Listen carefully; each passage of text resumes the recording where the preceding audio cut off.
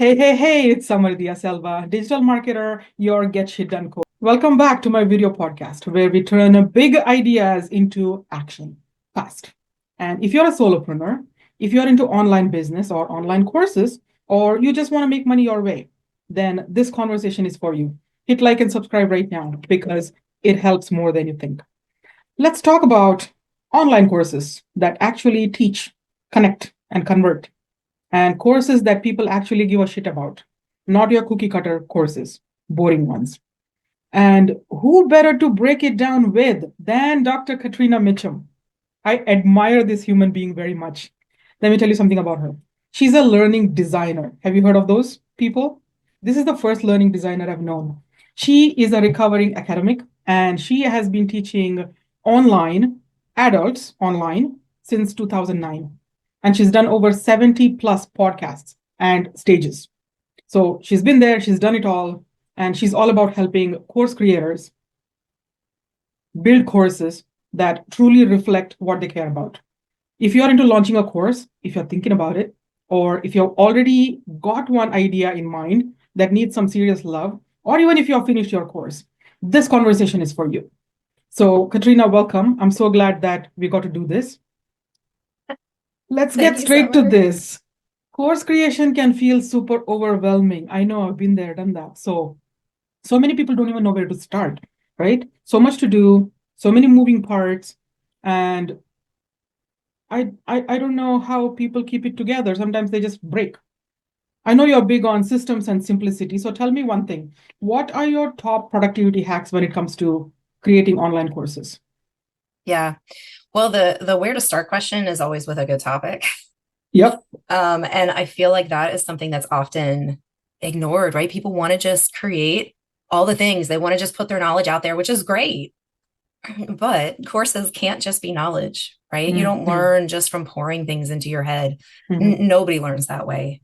So some of my top tips and tools are, I love a course map, and I'm going to be talking about this in your symposium. Absolutely, But yes. it is my favorite instructional design tool because it's so flexible and it gets to be whatever you want. You can include the pieces that are useful to you, but what it does is it just acts as an umbrella, right? It lets you see the forest through the trees of all those details. And so it really, I mean, it's such a lifesaver and a time saver. But before getting to that point, some of the tools that I like to use when kind of digging into those topics are the 5 whys.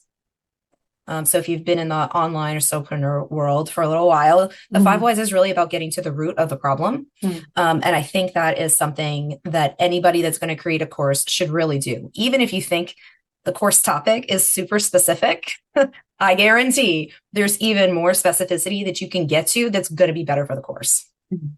And then the other thing is goals. So I would say like half the people I talk to that want to create a course, their goals are too squishy, right? Yeah. They're not specific and concrete enough for someone to understand, like, what am I really going to get out of this?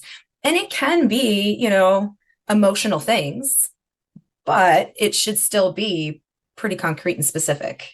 Like maybe instead of going to feel better at the end of the 8 weeks, right? I'm going to be able to write 3 positive statements about myself and believe them, right? So there's just a big difference between coming at it from the first squishy ephemeral kind General of definition, to the very specific thing that is going to show that I feel better because I can say these things. Not only can I say them, I can believe them.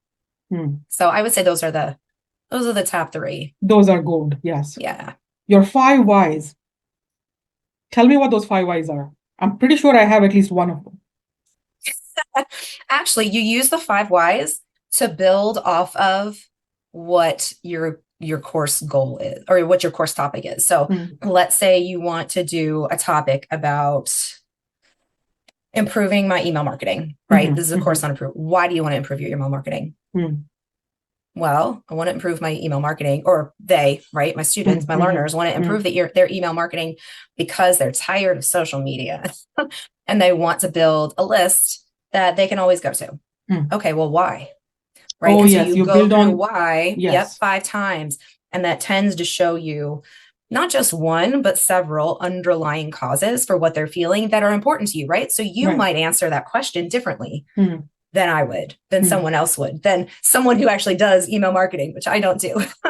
Right. And so that's the key. That's the point. That's the thing that makes your course on email marketing different. From the next one to the next one. And being able to focus on that actually can help you as a creator, because you don't have to worry about throwing the 8 million things that have nothing to do with those whys into your course, because that's overwhelming, right? Yes. I don't know if you've ever bought the course where you open it and it's like 24 modules and each module's got like an hour-long video. And yes. Like, oh my gosh, I don't even know what to do with this. You don't want to do that. So this is a really good way to prevent that. Okay. Now, let's say I know some people, and one of them is a great coach. She has a brilliant idea. She knows she wants to teach something. Maybe she's done some one-on-one coaching as well. She uses a great framework. But the whole thing about like, let's turn this into a course becomes a huge thing. It feels huge. So for somebody like that who knows their subject matter, who knows the shit they're doing, where can they start? And what's the first real step in taking this thing and making it happen? Really focusing. And so that takes some reflection, I think, on what is the thing that I want to teach right now? What is the thing that when I do those one-on-ones, I am always saying, I am always asking, I am always teaching. That is the core of a course to create. And that's going to take some like really paying attention yes. to the conversations, right? Good coaches are good listeners. And so it shouldn't be hard to really hone in on the places where you're kind of asking the same things over and over and over and over and over again. Yeah. So that's where I would start. Write down a few, right? So sometimes it's more than one thing and it's more than one topic. And then write a description for those things. Like if I was to do a course on helping someone find more time, what would that course description be? Write a few sentences. Then ask people, right? Like if you're already coaching, ask the people that you're coaching, hey, if I did a course on this, would you take it? Would you buy it? Would you be interested? Right. And so that's really a good way to do early validation without a whole lot of time and energy into it. Pull from the things you already know and are doing. Pick your favorites, the things you love. Write some descriptions, get some feedback, and use that to help guide you into what is like going to create that balance, right? It's a balance between what you love and want to do and what they're willing to buy. That's right. Love how you break that down. Keeping it real, most people create their courses. Okay, fine. I've been through that and I finally put all my energy into creating this course. And then I launched it, then it flopped. Or I got stuck halfway through recording and they hire me to get shit done because they are not able to get that shit done. So how can I help them? Like, what are some of the common challenges that you see in your clients that start with a course and then never get anywhere or don't get people to sign up? Yeah. How do we dodge these bullets? Well, a couple ways. One, I'm going to plug in here is I do course audits. And sometimes when you've already built the thing and you've put in all of that time and energy and effort, the last thing you want to do is go back and look at what you have, right? But really what you do want to do is get some beta testers. And that might mean giving it away for free. Yep.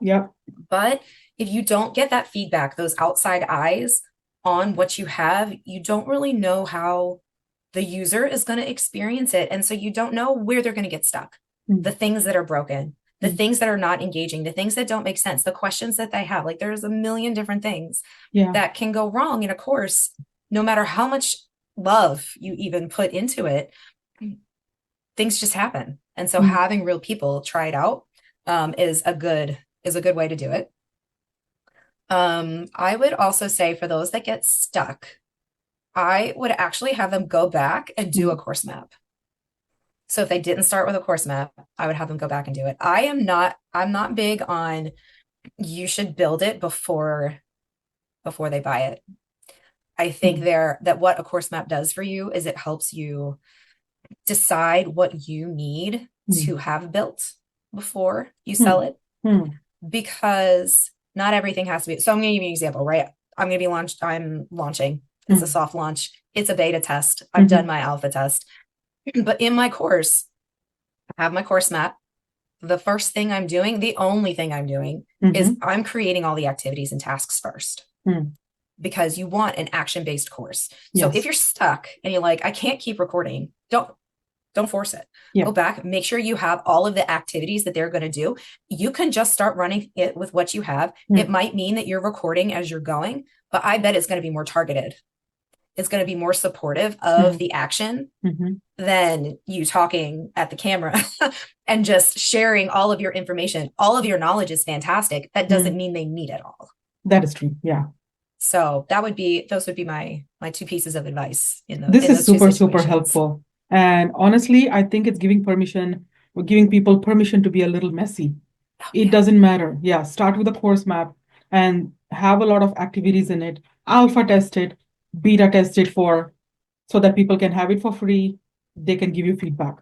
So you know how to make your next course better or make some edits in your course.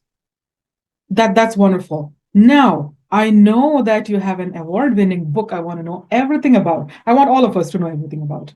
Tell us more. The book is called Teaching Literacy Online. It's published by the National Council of the Teachers of English. So it's very, very specific to folks teaching English anywhere from high school through college.